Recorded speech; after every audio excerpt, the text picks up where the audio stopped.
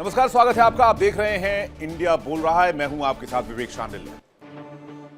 Iran और America के बीच तनातनी चरम पर है, तनाव भी चरम पर है और बातचीत के रास्ते भी बंद हो चुके हैं।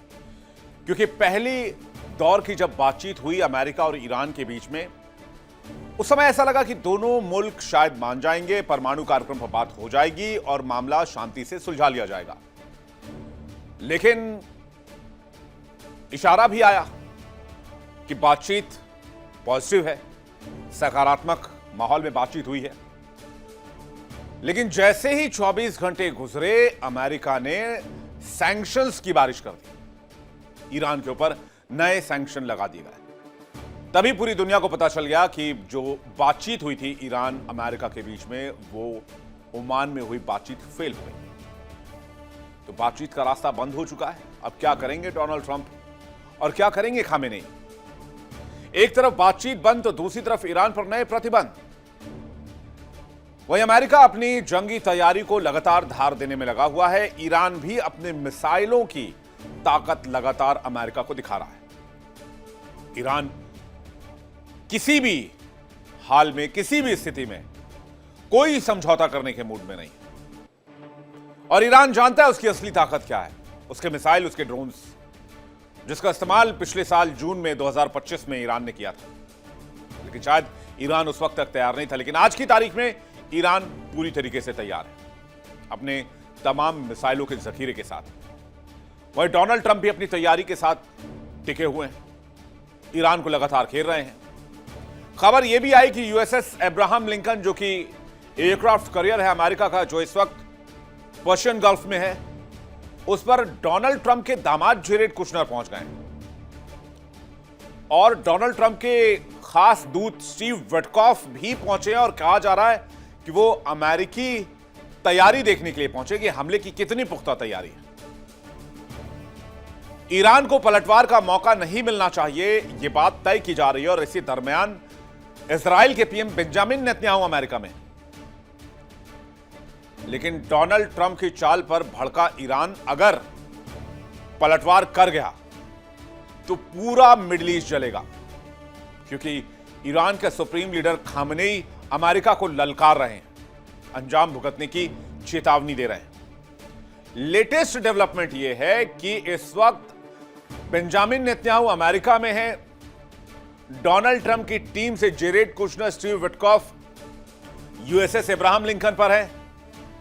बातचीत फेल हो चुकी है, ईरान पर सैंक्शंस लग चुके हैं नए, और ईरान ने कह दिया है कि अगर दम है तो हमला करो, फिर हम देख लेंगे अमेरिका को इस इलाके में। इसके साथ साथ इजराइल और यूएस के बेस भी इस पूरे इलाके में बहुत ज्यादा खतरे में है, ईरानी मिसाइल के रेंज में है, ईरानी ड्रोन्स के रेंज में। आज इसी मुद्दे पर बड़ी चर्चा, बड़ी बातचीत, साथ ही आपको बताएंगे कि अभी लेटेस्ट अपडेट क्या है ईरान अमेरिका से। अमेरिकी राष्ट्रपति डोनाल्ड ट्रंप की बोलती ईरान ने बंद कर दी है। और ईरान के उस नेता का नाम है आयतुल्ला खामेनेई। अमेरिकी फौज ने ईरान को जमीन, आसमान, समंदर चारों तरफ से घेरा हुआ है। लेकिन खामेनेई किसी भी सूरत में पीछे हटने को तैयार नहीं है। और ऐसे वक्त में भी खामेनेई डील तक करने को तैयार नहीं है अमेरिका से।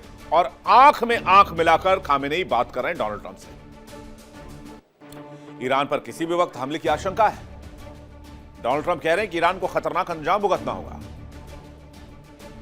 और हालात तो ये हैं कि दोनों देश जुबानी जंग पहले ही लड़ रहे हैं। लेकिन इस बीच ईरान के सुप्रीम लीडर खामेनेई ने ट्रंप की बोलती बंद कर दी है।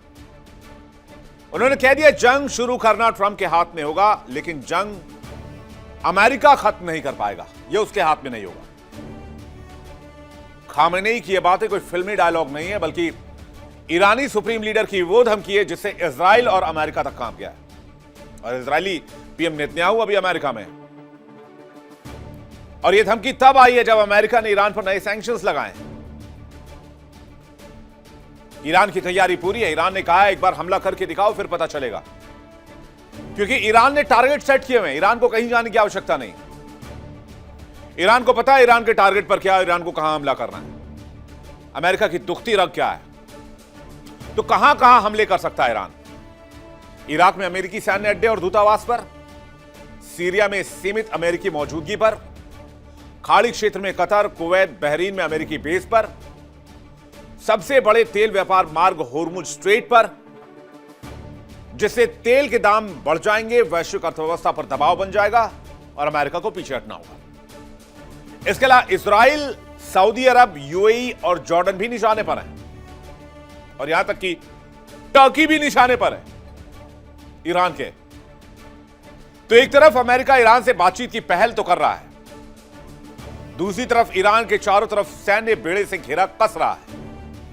वहीं इकोनॉमिक सैंक्शंस के जरिए बदहाल ईरान की अर्थव्यवस्था को मजबूर कर रहा है, जिससे कि वो तिलमिलाए और वो अमेरिका पर हमला करे, जिससे अमेरिका को बहाना मिले कि ईरान ने हमला शुरू किया तो जवाब तो अब बनता है। इसलिए ईरान ने इन तमाम घटनाक्रमों के बीच में अमेरिका को अंजाम भुगतने की चेतावनी दे दी है। ईरान की धमकी के बाद ट्रंप की टेंशन बढ़ी हुई है, बेंजामिन नेतन्याहू की टेंशन बढ़ी हुई है। बेंजामिन नेतन्याहू दौड़े दौड़े अमेरिका पहुंचे हैं इस बात पर चर्चा करने के लिए कि अगर ईरान ने रिटालिएट किया, पलटवार किया, तो उससे बचेंगे कैसे। ईरान के विदेश मंत्री अब्बास अराक्ची ने कहा है कि अगर अमेरिका ने ईरान पर हमला किया तो ईरान मध्य पूर्व में स्थित जितने भी अमेरिकी सैन्य ठिकाने हैं सबको खत्म कर देगा। इस इलाके में एक भी अमेरिकी ठिकाना और अमेरिकी मित्र देश महफूज नहीं रह पाएंगे। ईरान के विदेश मंत्री अब्बास अराक्ची ने बयान ऐसे वक्त में दिया है जब 6 फरवरी को ओमान के मध्यस्थता में दोनों देशों के बीच बातचीत जारी रखने पर सहमति बनी थी, जिसके बाद 7 फरवरी को विदेश मंत्री अराक्ची ने न्यूज चैनल अल जजीरा को एक इंटरव्यू दिया, जिसमें उन्होंने कहा कि अमेरिका के साथ अगली बातचीत की तारीख अभी तय नहीं हुई है, लेकिन अमेरिकी राष्ट्रपति डोनाल्ड ट्रंप ने यह संकेत दिया है कि बातचीत अगले हफ्ते शुरू हो सकती है। उन्होंने कहा कि ईरान अमेरिका दोनों चाहते हैं कि जल्द बातचीत शुरू हो। जिस वक्त ईरानी विदेश मंत्री बातचीत शुरू होने का बयान दे रहे थे, उसी वक्त अमेरिका ने ईरान के तेल और पेट्रोकेमिकल निर्यात को रोकने के लिए नए सैंक्शंस बिल पर साइन कर दिया। अमेरिका ने ईरान से जुड़े 14 जहाज को बैन कर दिया। अमेरिका ने आरोप लगाया कि ये जहाज ईरान से चोरी छिपे अवैध रूप से ईरानी तेल और पेट्रोकेमिकल्स ले जा रहे थे। अमेरिका ने ईरान से जुड़ी 15 कंपनियों और 2 व्यक्तियों के खिलाफ फ्रेश सैंक्शंस इंपोज किए हैं, जो तेल व्यापार में शामिल बताए जा रहे हैं। अमेरिका की इस कार्रवाई के बाद तेहरान बहुत गर्म है, ईरान आग बबूला है। यह बात यहीं तक सीमित नहीं है, अमेरिका ने ईरान को भड़काने के लिए एक और कदम उठाया। उसने ईरान के करीब अपने सैनिकों की तैनाती बढ़ानी शुरू कर दी। अमेरिका ने ईरान को कहां कहां से घिरा हुआ, यह भी आप देख लीजिए। पश्चिम में इराक और सीरिया में सैन्य अड्डे, पूर्वी सीरिया में अमेरिकी सैनिकों की मौजूदगी, ईरान के सप्लाई रूट को कट ऑफ करने की कोशिश, बहरीन में अमेरिकी नेवी का 5वां फ्लीट, ईरान के बेहद करीब बहरीन में अमेरिकी फौज, कतर में अमेरिका का सबसे बड़ा एयरबेस, कुवैत में जमीन और logistic support base, Saudi Arab में air space, radar intelligence base, Arab और हिंद महासागर में यूएसएस लिंकन और यूएसएस जॉर्ज डब्ल्यू बुश मौजूद है, और last but not the least इस इलाके में इजराइल की मौजूदगी। अमेरिका की यह जंगी चाल ईरान को पसंद नहीं आ रही है। एक तरफ जहां बातचीत की कोशिश की जा रही है, वहीं दोनों तरफ से हथियार लहराए जा रहे हैं। ओमान में दोनों देशों के प्रतिनिधियों की पहले दौर की बातचीत हो चुकी है। ठीक उसी वक्त पर अमेरिका ईरान पर नए सैंक्शंस लगा देता है, उसके तेल के जहाजों पर कार्रवाई करता है, ईरान के पास अपना समुद्री बेड़ा और मजबूत कर रहा है। तो यह उकसाने वाली कार्रवाई नहीं है तो और क्या है, जिसे ईरान को चोक किया जा सके और ईरान इसी प्रेशर में कोई गलत कदम उठाए और उसके बाद अमेरिका अपना काम शुरू करे। लेकिन ईरान के विदेश मंत्री अरागची कह रहे हैं कि अमेरिका के साथ बातचीत दोबारा जल्द शुरू होने की उम्मीद है, लेकिन अमेरिका अगर हमला करता है तो जवाब की पूरी तैयारी है। और यह बयान ऐसे समय में आया जब ट्रंप के विशेष दूत स्टीव विटकॉफ और ट्रंप के दामाद जेरेड कुशनर ने अमेरिकी विमान वाहक पोत इब्राहिम लिंकन का दौरा किया है। और तब से कहा जा रहा है कि कभी भी यह हमला शुरू हो सकता है, क्योंकि स्टीव विटकॉफ ने जाकर अमेरिकी हमले की तैयारी देखी है। वहीं दूसरी तरफ ईरान अमेरिका की बात मानने को तैयार नहीं है, शर्त मानने को तैयार नहीं है। अमेरिका जिस स्टाइल में ईरान को शर्त मानने की बात कह रहा है, वो ठीक भी नहीं है मेरे हिसाब से। ईरान को चारों तरफ से घेर कर कह रहा है कि आप अपने परमाणु कार्यक्रम को बंद कर दीजिए, यूरेनियम एनरिचमेंट बंद कर दीजिए, परमाणु हथियार बनाने की क्षमता विकसित न करे ईरान। हर न्यूक्लियर साइट पर अमेरिका को एक्सेस होना चाहिए। ईरान लंबी दूरी की बैलिस्टिक मिसाइल नहीं बनाएगा। ईरान अपनी मिसाइल टेक्नोलॉजी को बंद करेगा, ड्रोन टेक्नोलॉजी का विकास तुरंत बंद कर देगा। मतलब न खाता ना बही, जो अमेरिका कहे वही सही, और ईरान को उसी बात को फॉलो करना है। अमेरिका कह रहा है कि ईरान अपने परमाणु कार्यक्रम तुरंत बंद करे, बम बनाने लायक जो भी एनरिच्ड यूरेनियम उसके पास है वो अमेरिका को हैंडओवर करे। तो ईरान ने कह दिया कि इस मुद्दे पर कोई बातचीत नहीं होगी। हम परमाणु कार्यक्रम को लेकर बातचीत कर सकते हैं, हम ड्रोन कार्यक्रम, मिसाइल कार्यक्रम, प्रॉक्सीज को लेकर कोई बात नहीं करेंगे। अराक्ची ने कहा कि ईरान के नजरिए से यूरेनियम एनरिचमेंट पर प्रतिबंध के मुद्दे पर कोई बातचीत नहीं हो सकती। यूरेनियम एनरिचमेंट ईरान का अधिकार है और ये निश्चित तौर पर जारी रहना चाहिए। उन्होंने कहा कि ट्रंप बमबारी करके ईरान की क्षमताओं को नष्ट नहीं कर पाएंगे। मतलब साफ है, ईरान दो हाथ करना चाहता है, वो पीछे हटने के मूड में नहीं है। और यह हाल तब है जब अमेरिका के सैंक्शंस 1979, 1989 के बाद से लगातार लगे हुए हैं और ईरान की आर्थिक और माली हालत बहुत खराब है, जिसकी वजह से ईरान के अंदर अभी बहुत बड़े प्रोटेस्ट भी हुए। अमेरिका के ईरान पर खड़े सैंक्शंस की वजह से काफी ज्यादा नुकसान हुआ ईरान को। ईरान आज तक न्यूक्लियर बम तो नहीं बना पाया, लेकिन परमाणु कार्यक्रम से जुड़ी चीजों को भी आगे नहीं बढ़ा पाया, क्योंकि ना तो उसे टेक्नोलॉजी मिली, ना पैसे मिले, ना फंड मिला, और ना ही किसी देश का सपोर्ट मिला। इसके अलावा जो अमेरिकी प्रतिबंधों का प्रभाव है वो और किन चीजों पर है। ईरान के परमाणु कार्यक्रम तो है ही, बैलिस्टिक मिसाइल पर, हथियार में मदद करने पर, तेल, पेट्रोकेमिकल, गैस जैसे कंपनियों पर, ईरान तेल बेचने वाले टैंकरों पर लगातार हमले हो रहे हैं। ईरान से तेल, गैस खरीदने वाले देशों पर सैंक्शंस लगाए गए। ईरानी बैंक वित्तीय नेटवर्क को ब्लैकलिस्ट कर दिया अमेरिका ने। ये इंपैक्ट है ईरान के ऊपर। आप सोचिए, एक व्यक्ति के कमाने, खाने और जीने की ताकत को 100% खत्म कर दिया जाए, उसके एक्सेस को खत्म कर दिया जाए। ये क्या है अमेरिका ने ईरान के साथ। आलम यह है कि एक अमेरिकी डॉलर आज की तारीख में 42,000 ईरानी रियाल के बराबर है। तो ईरान को घुटनों पर लाने के लिए इस्लामिक रेवोल्यूशन जो वहां हुआ था, उसके बाद से जो खामेनेई सत्ता में आए 1989 में, 1979 में खुमैनी वहां पर सुप्रीम लीडर थे, उनको घुटने पे लाने के लिए अमेरिका ने साम, दाम, दंड, भेद सब अपना लिया। दूसरी तरफ ईरान अभी भी डटकर खड़ा है और अमेरिका को कोई शर्त मानने को तैयार नहीं। ऐसे में दो ही विकल्प हैं। पहला तो यह कि जंग, जो कि निश्चित समझ में आ रहा है कि दोनों देश पीछे नहीं हटेंगे। दूसरा यह कि अमेरिका अपने पांव पीछे खींच ले। तो क्या अमेरिका यहां से यू टर्न लेगा इस इलाके से, ताकि उसके जो 18-19 आर्मी बेस हैं वो सुरक्षित रह सके, इजराइल सेफ रह सके, ईरान के बैलिस्टिक हमलों से, मिसाइल हमलों से, ड्रोन हमलों से, या फिर अमेरिका लड़ाई लड़े और तबाही की परवाह छोड़ दे। दोनों में से क्या हो सकता है? बातचीत करने के लिए मेहमानों का एक बड़ा पैनल हमारे साथ जुड़ रहा है। ग्रुप कैप्टन यूके देवनाथ हमारे साथ जुड़ रहे हैं, रक्षा विशेषज्ञ, बहुत स्वागत है आपका। संजीव श्रीवास्तव हमारे साथ जुड़ रहे हैं, विदेश मामलों के जानकार, बहुत स्वागत है आपका। कर्नल दिनेश नैन हमारे साथ जुड़ रहे हैं इस वक्त रक्षा विशेषज्ञ के तौर पर, बहुत स्वागत है आपका। कर्नल एसके मलिक हमारे साथ जुड़ रहे हैं, रक्षा विशेषज्ञ, जियोपॉलिटिकल एक्सपर्ट, आपका भी बहुत बहुत स्वागत है। आप सभी मेहमानों का स्वागत है। दर्शकों, एक बार आपको फिर से बहुत स्वागत करते हैं। मेरा पहला सवाल, अमेरिका के पास क्या विकल्प बचे हुए यूके देवनाथ सर? अमेरिका के पास बहुत सारे विकल्प हैं। अगर देखा जाए तो एक एक्सट्रीम में यह विकल्प है कि वो फिलहाल ईरान पर हमला ना करे और चुपचाप बातचीत के लिए बैकडोर से भी प्रेशर डाले। ये एक एक्सट्रीम में है। अमेरिका के पास दूसरा विकल्प यह है, दूसरे एक्सट्रीम में, कि वो तुरंत ईरान पर हमला करना शुरू कर दे और इजराइल को भी बोले कि जॉइंट एफर्ट करेंगे, उधर से इजराइल और इधर से अमेरिका ईरान के ऊपर बमबारी शुरू कर दें। जैसा पिछले साल जून के महीने में 12 दिन के युद्ध में किया था। इन दोनों एक्सट्रीम उदाहरणों के बीच में 3 या 4 दूसरे भी विकल्प हैं, जो कि अभी डोनाल्ड ट्रंप अपने एडवाइजर से डिस्कस कर रहे हैं, पेंटागन, CIA, व्हाइट हाउस। जी। यहां से यूके देवनाथ सर, अमेरिका वापस तो नहीं जा सकता, उसकी नाक का सवाल है और उसकी साख का सवाल भी है, और डोनाल्ड ट्रंप के ईगो का भी प्रश्न है।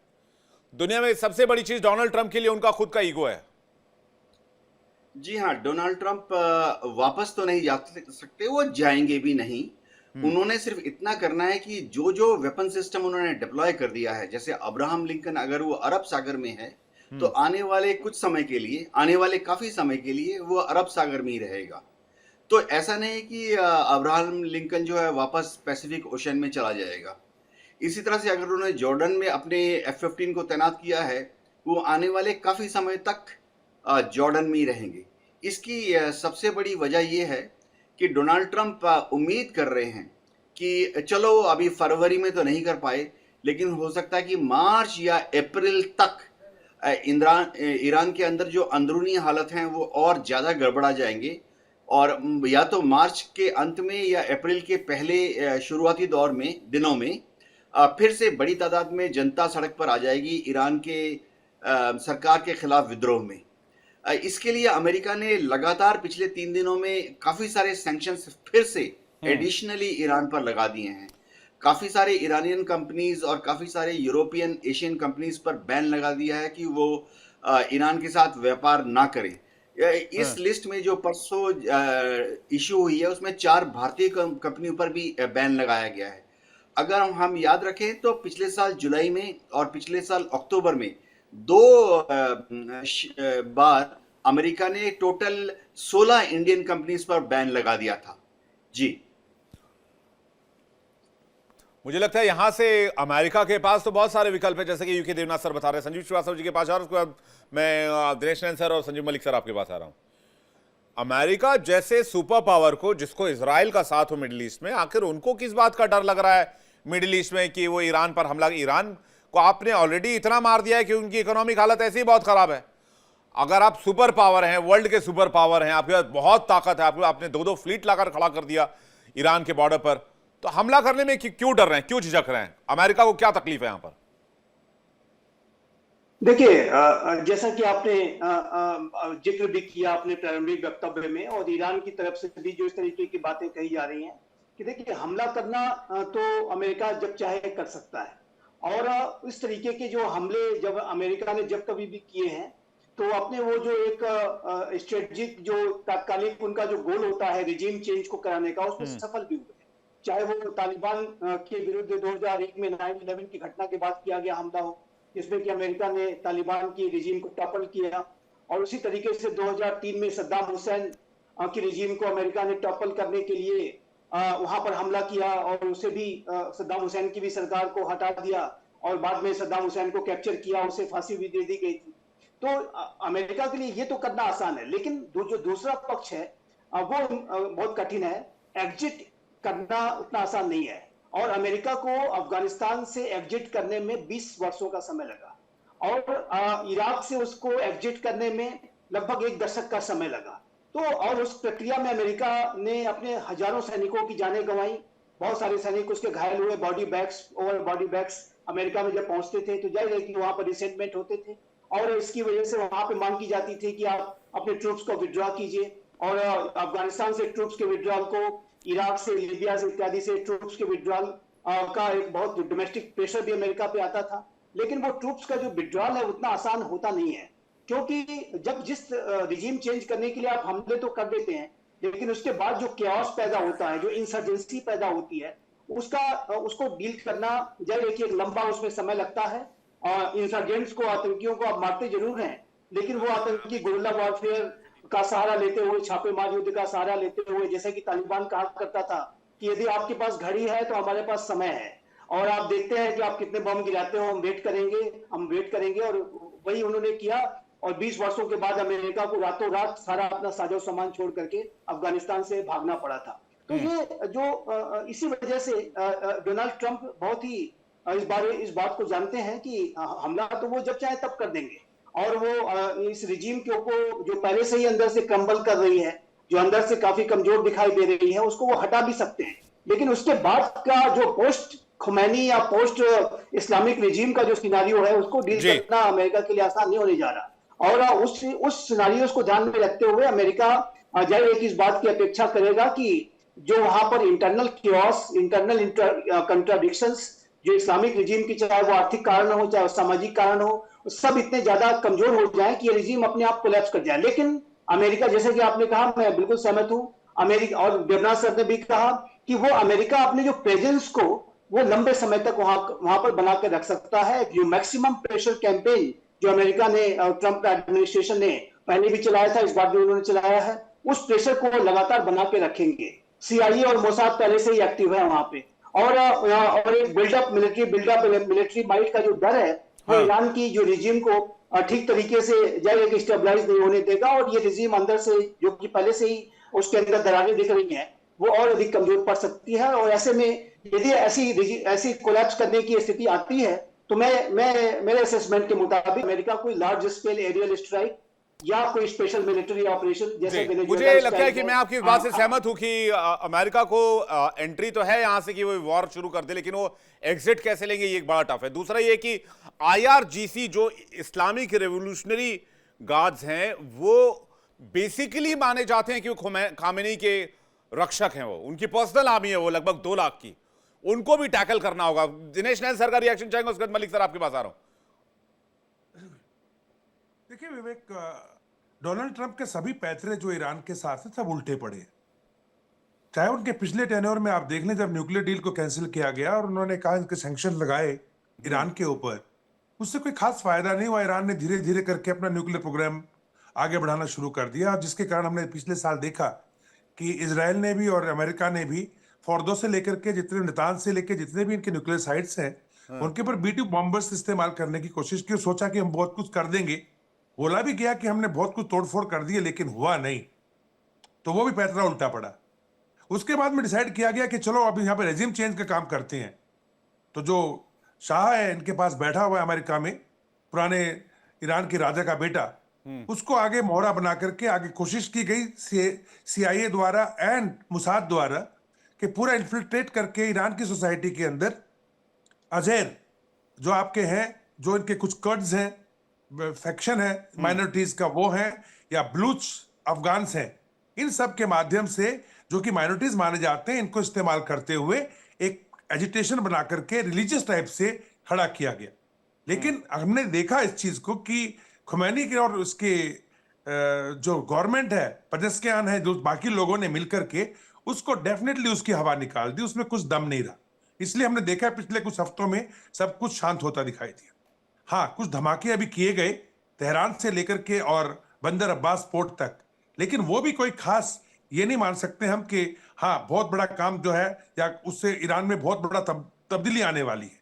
साथ ही साथ अब नेक्स्ट पैतरा डोनाल्ड ट्रंप ने किया, जैसे कि बताया जा रहा था कि इनके 3 एयरक्राफ्ट कैरियर्स, चाहे वो USS अब्राहम लिंकन हो, चाहे रोजवेल्ट हो, और चाहे वो जॉर्ज W बुश हो, इसके साथ में आपके रेड सी से लेके पर्शियन गल्फ से लेके गल्फ ऑफ ओमान तक और मेडिटेरेनियन सी के अंदर भी इन्होंने भारी तरीके से जो है अपनी नेवी का बिल्डअप शुरू किया। सोचा कि ईरान बहुत ज्यादा प्रेशर में आ जाएगा, और उसके बारे में कई बार डोनाल्ड ट्रंप ने बात भी करने की कोशिश की या दुनिया को बताने की कोशिश की, परंतु हमने एक चीज जरूर नहीं स्टडी की। इसी दौरान में रशिया और चीन अंदरूनी खाने से पिछले 1 साल से ईरान के साथ ना सिर्फ मिलिट्रीली बट इकोनॉमिकल सपोर्ट के साथ में भी एक करार में आ गए। अभी रिसेंटली 2 फरवरी 2026 को इनका मिलिट्री एंड इकोनॉमिकल करार आपस में हुआ। यहां तक खबर है कि एक कार्गो शिप के अंदर करीब $2.5 बिलियन रशिया ने खुमैनी के पास पहुंचाए, बिकॉज जो अभी पैतरा मारा गया है डोनाल्ड ट्रंप द्वारा इनके ऊपर सैंक्शंस लगा के, तो वो काउंटर करने के लिए अब इनकी जो आपस में ये तनातनी हम देख रहे हैं, ईरान झुक क्यों नहीं रहा है? क्योंकि ईरान के पास में बिल्डअप हो चुका है। यहां तक खबर है कि DF-17 जो हाइपरसोनिक मिसाइल से चाइना की, वो जेएफ जो इनके एयरक्राफ्ट्स हैं 17 और 10C प्लस जो आपके मिग 29 हैं फ्रॉम रशिया की किंजल मिसाइल्स, यहां तक कि जो HQ-9 है, वो S-400 एयर डिफेंस सिस्टम, ये सब के सब अब ईरान में तैनात हो चुके हैं और ईरान के हौसले बढ़े हुए हैं इस कारण से। इसलिए डोनाल्ड ट्रंप की बातें जो हैं, मेरे को ऐसा लगता है, यह मानना है एक्सपर्ट्स का कि जो ये बातचीत कर रहे हैं, चाहे पिछली 3 बातचीत हो चुकी हो और बीच में तुर्की में होनी थी, इस्तांबुल में, लेकिन खुमैनी ने बोला कि वहां पे सब लोग जो है इजराइल के फेवर के आ जाएंगे, वहां पे मेजोरिटी जो है वेस्टर्न होगी, हम वहां नहीं करेंगे, हम तो ओमान में आएंगे।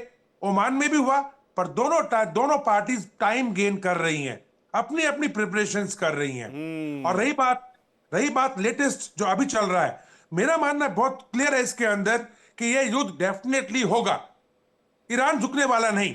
अमेरिका कहता है कि आप अपना न्यूक्लियर प्रोग्राम बिल्कुल वॉश आउट कर दो, ईरान कहता है नहीं, आपके पास जो यूरेनियम है वो हमें या किसी और कंट्री में भेज दो, ईरान कहता है नहीं, नहीं नहीं मानेंगे।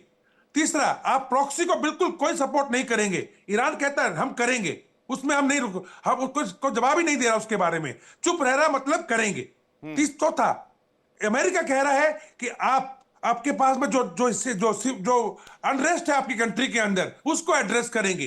पेजेस्कियान का कहना और इनके जो विदेश मंत्री अराजकी है, उनका कहना था सॉरी, हमारा इंटरनल मैटर है, आप बात करें तो सिर्फ न्यूक्लियर डील के ऊपर बात करें।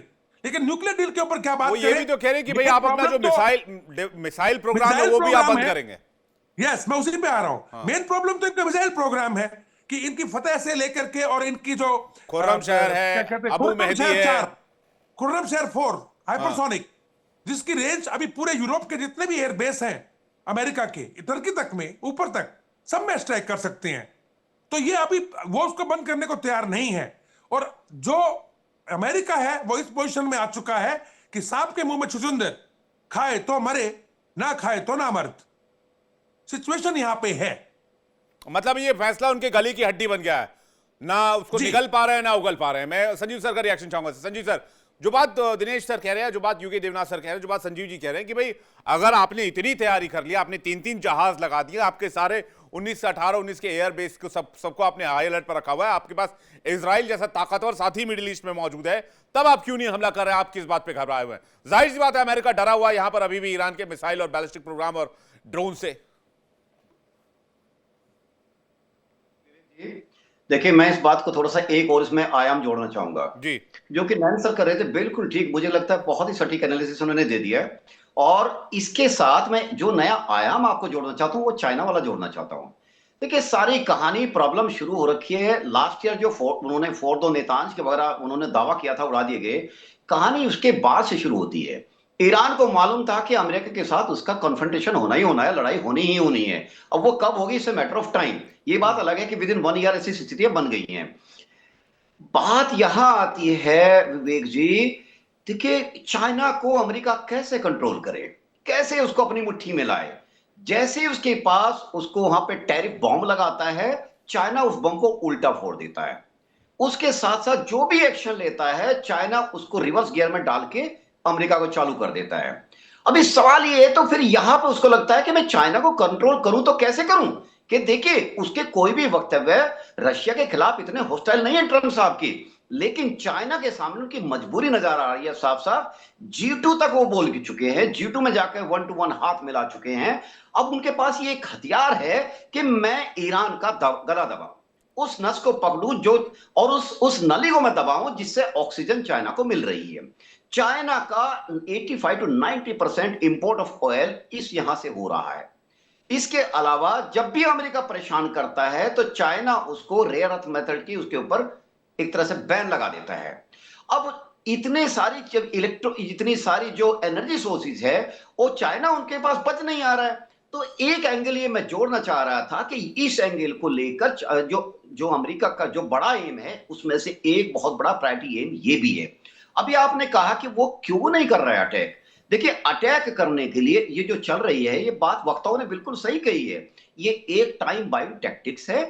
दोनों साइड को मालूम है कि लड़ाई होनी ही होनी है, और ईरान को तो बिल्कुल कंफर्म है कि ये कन्फ्रंटेशन होगा ही होगा।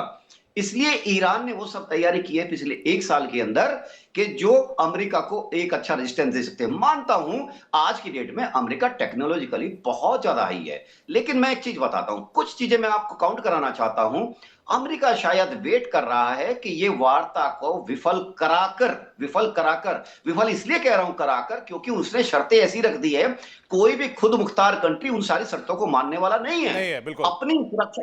जी, तो वो अब ये वेट क्या हो रहा है, देखिए अटैक कब एक्सपेक्टेड है। ग्राउंड फोर्सेस तो वहां पर अभी मैं नहीं समझता कि अमेरिका हिम्मत कर पाएगा, बूट्स ऑन ग्राउंड जिसको हम कहते हैं, उसके अंदर जो अनरेस्ट की स्थिति है उसको दोबारा से उभारा जाएगा, वहां के लोगों को सड़कों पर दोबारा से उतरने के लिए प्रोत्साहित किया जाएगा, जैसे कि हालांकि ट्रंप साहब हजारों आदमियों को मरवा चुके हैं हेल्प ऑन द वे का नारा देकर, हेल्प ऑन द वे। लेकिन इसके साथ साथ जो इंटेलिजेंस है, मोसाद है, सीआई है, वो टारगेट्स को पिन पॉइंटिंग पहचानने में लगी होंगी, रात दिन लगी होंगी, वो उनको ट्रैक भी कर रही होंगी।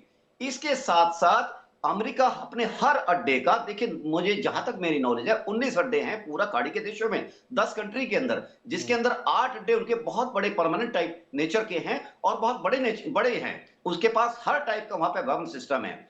इसके साथ साथ चारों तरफ से वो ईरान को एनसर्किल करना चाहता है कि जब अटैक हो ईरान को सांस लेने की फुर्सत नहीं मिले।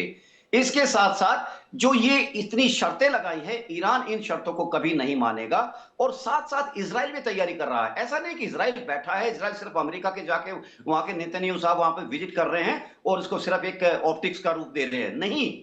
इसके साथ साथ आप ये देखिएगा, इजराइल भी अपनी तरफ से पूरे जब अटैक होगा पूरी तरह से उसका पार्टिसिपेशन आएगा, फुल लेवल पे आएगा। और आज की डेट में ईरान ने जितनी मिसाइल चलाई थी पिछले जून के अंदर, अमेरिका इजराइल उन सब से सबक लिया ही होगा। अगर लिया नहीं होगा मलिक साहब, तो एक बात जो सारे पैनलिस्ट कह रहे हैं कि अमेरिका जो है वो एक बार फिर से अंदर प्रोटेस्ट करवाएगा ईरान में, और फिर वो इंसर्जेंसी होगी तो वहां पर उसको फिर ट्रंप जो है वो रिजीम चेंज कराएंगे। ये जो 2 लाख IRGC के सेना है ना, 2 लाख की संख्या में जो उनके पास है खामिनेई के पास, ऐसे कितने प्रोटेस्ट हो चुके हैं? सारे प्रोटेस्ट को इन लोगों ने निपटा दिया वहां पे, बड़े से बड़े प्रोटेस्ट को। ये अभी वाला प्रोटेस्ट आपको क्या लग रहा है? बहुत बड़ा प्रोटेस्ट है। 2 लाख खामनेई की पर्सनल फोर्स है वो IRGC, उसका गठन ही 1979 के बाद हुआ। उनका काम ही इस्लामिक रेवोल्यूशन को सिक्योर करना, उसको गार्ड करना, इसलिए उनका नाम है IRGC। और वो IRGC से वहां की आर्मी भी खौफ खाती है, ईरान की आर्मी। ये तो स्थिति है।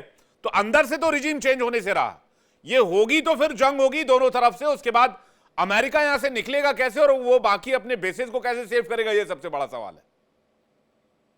विवेक जी, जहां तक मेरा सोचना है, देखिए अमेरिका उस तैयारी में अपने बेसिस को सिक्योर करने के तैयार में पूरा हाईएस्ट लेवल का एयर डिफेंस को ऑलरेडी वो एक्टिवेट कर चुका है और कर भी रहा है। इसके साथ साथ देखिए ये नहीं होगा कि अंदर अंदर से विद्रोह होगा और वहां पे रिजीम चेंज हो जाएगा।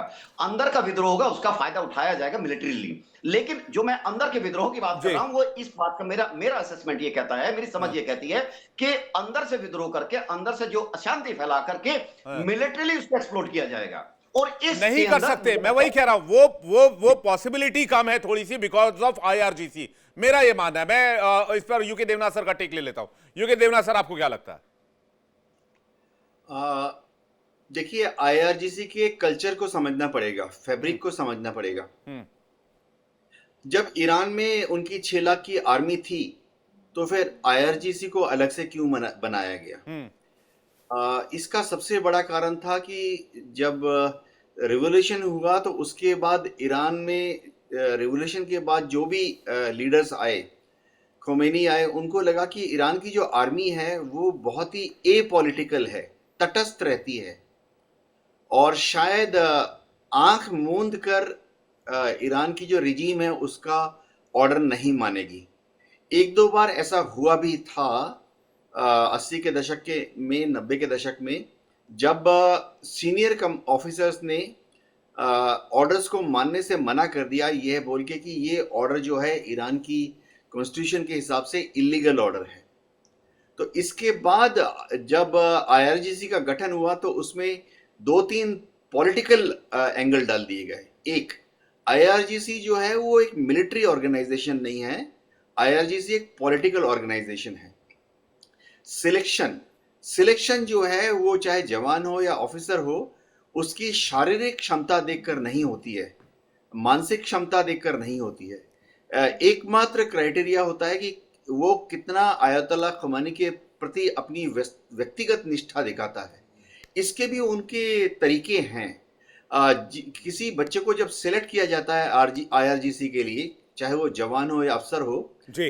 उसको एक खास गांव से चुना जाता है, एक खास कुनबे से चुना जाता है, एक खास एरिया से, खास जो ट्राइबल है, हाँ। वहां से चुना जाता है, जहां पर कि जो सरदार है उस ट्राइब का, वो आयतुल्लाह खामेनी का पर्सनल वफादार हो। तो वो जब मतलब वो सरदार खामेनी के लिए मरने मारने को तैयार रहे हैं।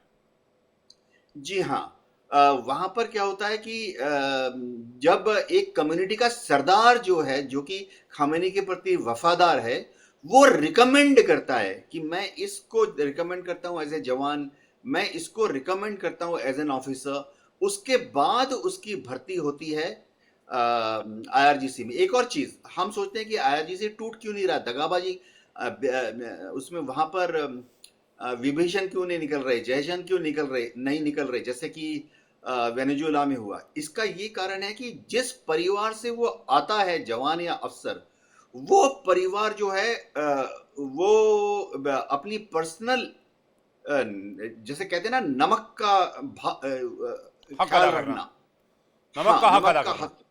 हाँ, वो जो परिवार है, वो चाहे गांव में हो, कस्बे में हो, उनको लगता है कि मेरा बेटा या मेरा हस्बैंड आईआरजीसी में है, तो अगर किसी ने वहां पर दगाबाजी की, समझिए अगर कर भी दी, तो वो पूरा परिवार, तो पूरा गांव, पूरा कुनबा उनको बिरादरी से बाहर कर देगा, थू करेगा, शायद रात को मार भी डालेंगे उस घर को। जी। तो ये खौफ है आईआरजीसी का, और ये मुझे लगता है कि अमेरिका और खामेनी के बीच में आईआरजीसी ही खड़ा है। कर्नल दिनेश जैन का रिएक्शन। संजीव जी, आपके पास आ रहा हूं। इसमें कोई दो राय नहीं है कि आईआरजीसी जो है बेसिकली बनी फोर्स इसलिए थी क्योंकि खुमैनी की प्रोटेक्शन कर सके और रिलीजियस बेस के ऊपर जो गवर्नमेंट चलाई जा रही है उसको वो चला सके। लेकिन हमें यह भी नहीं भूलना चाहिए कि जितने भी प्रॉक्सीज हैं, चाहे वो कुतुब हिजबुल्लाह है, चाहे वो सीरियन के जो ये सेपरेटिस्ट हैं, चाहे वो यमन के अंदर होती हैं, या जितने भी लोग हैं, याद है आपको सुलेमानी जिसको मारा गया था अमेरिका के ड्रोन के द्वारा, ये सब लोग बेसिकली गुरिल्ला वॉरफेयर और एक इस टाइप की टैक्टिक्स के अंदर प्रॉक्सीज को तैयार करते हैं और खुद भी इसमें माहिर हैं।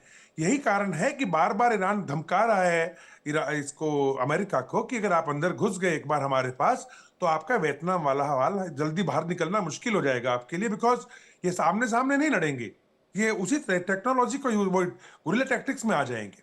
नंबर एक। नंबर दूसरा, देखिए जहां तक सवाल है अभी जो सिचुएशन अभी बन रही है, हमें यह नहीं भूलना चाहिए कि जब यूएसएस का एक aircraft carrier gulf of Oman में आता है, उसके पीछे पीछे 5 डिस्ट्रॉयर चाइना के और कुछ शिप्स रशिया के एक्सरसाइज के नाम पे आके गल्फ ऑफ ओमान में खड़े हो जाते। तो ये सिग्नलिंग हमें पढ़ना पड़ेगा। नाम तो एक्सरसाइज है कि एक्सरसाइज प्लान की हुई थी, लेकिन आके खड़े हो गए। इसके अलावा लगातार इनके जो ट्रांसपोर्ट एयरक्राफ्ट हैं, चाहे वो रशिया के हैं चाहे चाइना के हैं, ये लगातार दिन रात अभी ईरान के अंदर ट्रिप कर रहे हैं। तभी मैंने एक स्टेटमेंट दिया था पिछली बार जब आपने मुझे बोलने का मौका दिया जी, कि अभी दोनों की दोनों टीम, चाहे अमेरिका हो चाहे ईरान हो, ये बातचीत में एक दूसरे को उलझा रहे हैं, लेकिन बेसिकली टाइम गेन कर रहे हैं। जहां पे एक तरफ इजराइल के पास में यह खबर सामने आई थी कि थार सिस्टम की मिसाइल्स 25% उनके पास कम है, और जिस प्रकार का अटैक पिछले साल ईरान ने इजराइल पे किया था मिसाइल्स का, इस बार लाजिम सी बात है कि उसकी जो इंटेंसिटी है वो बहुत ज्यादा हाई होगी। तो उसको झेलने के लिए जो सिस्टम है उनके पास में वो रेडी नहीं थे, वो रेडी किए जा रहे हैं। इसके अलावा आपके ब्रिटेन से भी F-35 मूव किए गए हैं जॉर्डन के अंदर। जितने भी एयर बेसिस है कतर के अंदर है, सऊदी अरब के अंदर है, या आप यूएई में कह लीजिए वहां पे है, इन सब लोकेशंस के ऊपर तैयारियां अमेरिका भी कर रहा है। स्ट्रेट ऑफ हॉर्मुज जो कि सबके लिए बहुत इंपॉर्टेंट है, उसके अंदर अमेरिका अपनी डोमिनेंस इसलिए चाहता है कि जब मैंने पिछली बार आपको बताया कि अमेरिका ने क्या शर्तें रखी अभी ईरान के सामने, उनमें से एक मेजर शर्त यह है कि चाइना को आप ऑयल सप्लाई नहीं करोगे, और this is going to be a big problem, because China का तेल वेनेजुएला से पहले ही आप बंद करा चुके हैं।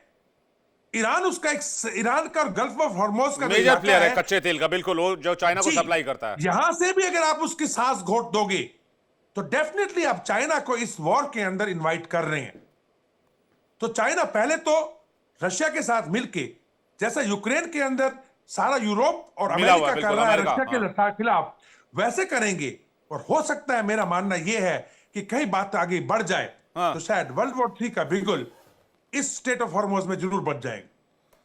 नहीं, और इसमें एक और इंपॉर्टेंट पॉइंट जो आपने ऐड किया उसमें यह भी है कि चाइना का भी ऐसा नहीं होने देगा कि वो ईरान को ब्लॉक होने दे अपने लिए, मतलब क्योंकि उसका बहुत मैसिव ऑयल सप्लाई है ईरान से, और ईरान से इवन ईरान को पैसे नहीं देता। ईरान में डेवलपमेंट्स के काम करता है, हाईवेज बनाना, फ्लाईओवर्स बनाना, फैक्ट्री स्टैब्लिश करना, इंफ्रास्ट्रक्चर डेवलप करना।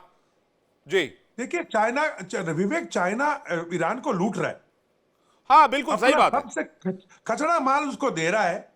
$400 बिलियन का उसने करार कर रखा है कच्चे तेल का, बिल्कुल गिरे हुए भाव के अंदर, मरे हुए दामों पे। और उसका पूरा एनर्जी सेक्टर जो है वो गल्फ ऑफ हॉर्मोज के थ्रू से ही गुजरता है। और जब से अमेरिका ने पूरी ईरान की शैडो शिप्स जो थी उसके ऊपर, सबके ऊपर बैन लगाया, जैसे आपने बताया, आज ही जितनी भी कंपनी की 15 के करीब, उनके ऊपर सैंक्शंस लगा दिए। 2 इनके जो मेन बिजनेसमैन है उनके पूरे अकाउंट्स बंद करा दिए हैं। तो एक तरीके से ये अटैक ईरान पर नहीं है, चाइना पर है। ये मेजर अटैक चाइना की एनर्जी के मतलब ऊपर। चाइना ऑलरेडी इन्वॉल्व हो चुका है, क्योंकि ईरान को चाइना ने ऑलरेडी इनपुट्स दिए हैं, satellite inputs, including USS Lincoln का जो लोकेशन है वो भी शेयर किया, ये भी खबर आई है। यही नहीं, जब अगर आप देखो, हुतीज के साथ जब अमेरिका लड़ाई कर रहा था, तो अमेरिका की एक एक शिप रेड सी के अंदर, उसकी सारी लोकेशंस हुतीज के कमांड सेंटर्स के अंदर चाइना ही पहुंचा रहा था। ये खबर बिल्कुल क्लियर हुई थी सामने। तो वो इंटेलिजेंस तो शेयर होएगी ही होएगी, उसमें तो कोई दो राय है ही नहीं। और इसमें आप देखिए, मैं संजीव जी के पास जा रहा हूं, आप पूरा कर लीजिए। ये स्टेज ना आ जाए कि चाइना अपने एनर्जी के चक्कर के अंदर इतना मजबूर हो जाए कि उसको आगे आना पड़ जाए। हाँ, अभी तक आगे नहीं है, पर्दे के पीछे से खेल रहा है। शाहेद 139 जो यूएसएस लिंकन के पास पहुंचा, उसके पीछे 100% एक कंफर्म थ्योरी है कि वो इनपुट्स चाइना ने दिए थे कि यूएसएस अब्राहम लिंकन की लोकेशन ये है जिसपे वो ड्रोन पहुंच गया। ट्रांसपोर्टर बंद था, फिर भी अगर लोकेशन मिली तो वो ईरान ने लोकेशन नहीं ढूंढी थी। बिल्कुल, वो चाइना की तरफ से आई थी। संजीव जी, ये तो चाइना से बिल्कुल ये बड़ा गेम बनता जा रहा है, स्ट्रेट ऑफ होर्मुज वाला जो पॉइंट कर्नल साहब ऐड कर रहे हैं, और जो बात यूके देवनाथ सर ने कही अभी थोड़ी देर पहले। देखिए विवेक जी, आपने अमेरिका का जो पक्ष है वो तो आपने डिस्कस किया बहुत कॉम्प्रिहेंसिव तरीके से। मैं कुछ बातें ईरान के संदर्भ में कहना चाहता हूं। जी देखिए, ईरान के लिए मेरे असेसमेंट के मुताबिक बुद्धिमत्तापूर्ण यही होगा कि वो एक डील के लिए तैयार हो जाए। और ईरान के संदर्भ में जाहिर है कि इजराइल की, चाहे यूनाइटेड स्टेट्स ऑफ अमेरिका की जो चिंताएं हैं वो अपनी जगह, उसको भी हमें समझना पड़ेगा। और जो हमास है, हिजबुल्ला है, हुती है, कितायब हिजबुल्ला है, इराक और सीरिया में ऑपरेट कर रहे छोटे बड़े अन्य आतंकी संगठन है, आखिर कौन है, कौन उनको सपोर्ट करता है, कौन उनको स्पॉन्सर करता है, किसने उसको खड़ा किया, जाहिर है वो सारे ईरानी प्रॉक्सीज हैं। और ईरान की जो कुछ फोर्सेस हैं, जिसके कि एक टॉप कमांडर को यूनाइटेड स्टेट्स ऑफ अमेरिका ने 3 जनवरी का दिन अमेरिका के लिए ऐसा लगता है कि कैलेंडर में बड़ा इंपॉर्टेंट होता जा रहा है। वेनेजुएला में भी 3 जनवरी को ये हुआ, और ये जो 3 जनवरी को जो कासिम सुलेमानी को भी अमेरिका ने एलिमिनेट किया था। तो ये कुछ फोर्सेस आखिर करती क्या है? कुछ फोर्सेस ईरान की जितने भी टेरर प्रॉक्सीज हैं उसके बीच में कोऑर्डिनेशन का काम करती हैं। सारा जो पैसा, हथियारों की सप्लाई, ट्रेनिंग इत्यादि जो देने का जो कार्य है वो कुछ फोर्सेस के द्वारा की जाती है, जो कि IRGC का पार्ट है, इस्लामिक रिवोल्यूशनरी गार्ड कॉर्प्स का। और उसी को कासिम सुलेमानी हेड करते थे और अमेरिका के निशाने पर थे। और जब अमेरिका को मौका मिला बगदाद के इंटरनेशनल एयरपोर्ट के बाहर, तो अमेरिका ने उनको ड्रोन स्ट्राइक से मार गिराया। और उसके साथ एक और आतंकी भी मारा गया था जिसको कि वो सपोर्ट किया करते थे। तो ये जो ईरान को आतंकवाद को अपने इंस्ट्रूमेंट ऑफ स्टेट पॉलिसी के तौर पर और आतंकियों को स्ट्रेटेजिक असेट के रूप में इस्तेमाल करने की जो उसको नीति है, उसके बारे में ईरान को संजीव सर, आपकी थ्योरी के हिसाब से तो सबसे बड़ा विलन फिर अमेरिका हुआ। दुनिया भर के जितने भी बड़े टेररिस्ट ऑर्गेनाइजेशन और ग्रुप्स को खड़ा करने वाला अमेरिका है। तालिबान को अमेरिका ने खड़ा किया, अलकायदा को अमेरिका ने खड़ा किया, और आपके जाके इराक में इन्वेड करने के बाद वहां की सिचुएशन को देख लीजिए क्या हुआ। और जिन फोर्सेस की आप बात करें 1979 के बाद से जिस तरह से ईरान को इन्होंने चोक करना शुरू किया, इनके पास ऑप्शन नहीं बचे, तो फिर इन्होंने इराक सीरिया में अमेरिकी लोगों को टारगेट करना शुरू किया। जी संजीव सर। देखिए, यूनाइटेड स्टेट्स ऑफ अमेरिका के ऊपर विश्व का सबसे बड़ा आतंकी हमला हो चुका है। ये अलग बात है, वो बात तो अपनी जगह ठीक है कि अमेरिका ने कई बार अपने स्ट्रेटेजिक पर्पजेस को हासिल करने के लिए इस तरीके की कार्रवाइयां की हैं कि वो आतंकियों को भी उसने सपोर्ट करने का काम किया। वो अपनी जगह, वो बात बिल्कुल मैं मानता हूं आपकी बात। लेकिन जो आतंकवाद की जो चुनौती है, जिससे कि हमारा अपना राष्ट्र भी जूझ रहा है, भारत भी जूझ रहा है, अमेरिका भी जूझ रहा है। इजराइल के ऊपर जो सबसे बड़ा आतंकी हमला हुआ 26/11 जैसा ही था, वो 9/11 किससे कम नहीं था, जो 7 अक्टूबर को 2023 में हुआ था। उस चुनौती का यदि मुकाबला करना है तो क्या हम किसी ऐसे राष्ट्र के बारे में बिल्कुल सामान्य तरीके से सोच सकते हैं जो आतंकवाद को इंस्ट्रूमेंट ऑफ स्टेट पॉलिसी के तौर पर इस्तेमाल करता हो? क्या ईरान पाकिस्तान के बाद दूसरा ऐसा राष्ट्र नहीं है कि जो कि आतंकवाद को अपने इंस्ट्रूमेंट ऑफ स्टेट पॉलिसी के तौर पर घोषित तौर पर इस्तेमाल करता हो और उसके बारे में बातचीत भी नहीं करना चाहता? देखिए, एक बात मैं कहना चाहता हूं, भारत पाकिस्तान से आज बातचीत नहीं कर रहा है तो भारत की सीधी सीधी शर्त यह है कि जब तक आप आतंकवाद को अपने इंस्ट्रूमेंट ऑफ स्टेट पॉलिसी के तौर पर और आतंकियों को स्ट्रेटेजिक एसेट के रूप में इस्तेमाल करना बंद नहीं करेंगे, ये नया भारत आपसे बातचीत नहीं करेगा। उसी तरीके से ईरान के ऊपर भी एक अंतर्राष्ट्रीय दबाव बनना चाहिए। और यदि कहीं भी अगर ऐसे आतंकी संगठन मौजूद हैं, इवन कि यदि अमेरिका में मौजूद हैं, तो ऐसे किसी भी संगठन के साथ कोई भी नरमी का रवैया, मतलब आपके हिसाब से ईरान को बातचीत करके डील वाला रास्ता चुन लेना चाहिए? नहीं, एक मिनट, मैं अपनी बात जरा हाँ, जल्दी पूरा कीजिएगा प्लीज। दूसरा, ईरान को अपनी आवाम के साथ संवाद स्थापित करना होगा। आवाम की के ऊपर जो ब्रुटैलिटी IRGC दिखाती है, इस बार भी ब्रुटैलिटी दिखाई गई है। महसा अमीनी की हत्या के बाद भी ब्रुटैलिटी दिखाई गई है, और 1979 के बाद अनेकों ऐसे प्रदर्शन हुए हैं जिसको कि ईरान की इस्लामिक रिजीम ने ब्रूटली क्रश किया है। तीसरी बात में बिल्कुल IRGC ने और इस्लामिक रिजीम और जिसका कि IRGC प्रोटेक्टर है, उसने क्रश किया है। तीसरी जो अंतिम बात भी महत्वपूर्ण है कि यदि Saudi Arabia, UAE, Bahrain Israel को रिकॉग्नाइज करने की तरफ बढ़ सकते हैं, तो ईरान इजराइल को क्यों नहीं रिकॉग्नाइज कर सकता? रिकॉग्निशन तो अभी दूर की बात है, आप बात भी नहीं करना चाहते। उस जायनिस्ट रिजिम को आप वर्ल्ड मैप से मिटाने के सपने देखते हैं। आप जो आपके पास न्यूक्लियर बम यदि आ जाए तो ये death to America, death to Israel के जो नारे हैं, कहीं हिटलर वाले मंसूबे पूरे ना हो जाए। मुझे तो कभी कभी ऐसा भी लगता है। तो ये जो ईरान की जो पूरी एक बहुत ही रेडिकल जो सोच है इजराइल के प्रति, अमेरिका के प्रति, आतंकवाद के प्रति, उसमें बदलाव का समय आ चुका है। मैं स्पष्ट कहना चाहता हूं, ईरान के बाद ये अंतिम अवसर है। ईरान के पास ईरान को डील कर लेना चाहिए। और संजीव मलिक सर। विवेक जी, मैं आपको एक चीज से ये समझाता हूं। देखिए, एक त्रिकोण को समझिए। एक अमेरिका बैठा है, इजराइल बैठा है, तीसरा चाइना बैठा है। इसका सेंट्रॉइड है ये अमेरिका के इंटरेस्ट, जिसमें इन्हें पैसा डॉलर है। आप समझिए इस बात को कि जब ये ईरान के पास जब ये शर्तें मनवाएगा, पर्दे के पीछे एक बात जरूर होगी कि आप हमारे साथ ऑयल का ट्रेड का समझौता कीजिए, और जैसे कि अरब ने किया हुआ है, और वो पूरा जितना व्यापार होगा पूरा डॉलर में होना चाहिए।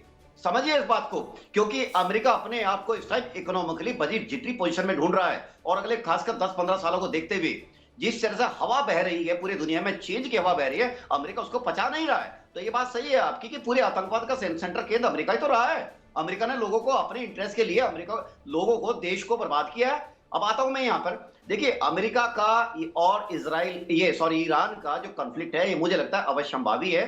कारण ये है कि जो चीजें जैसे अभी संजीव साहब बोल रहे थे, इसमें से कोई भी ईरान मानने वाला नहीं है। क्या वो अपनी धार्मिक नीति छोड़ देगा? नहीं। जिस धार्मिक नीति के दम पर वो 40 साल जिंदा है, उसको कैसे छोड़ देगा वो?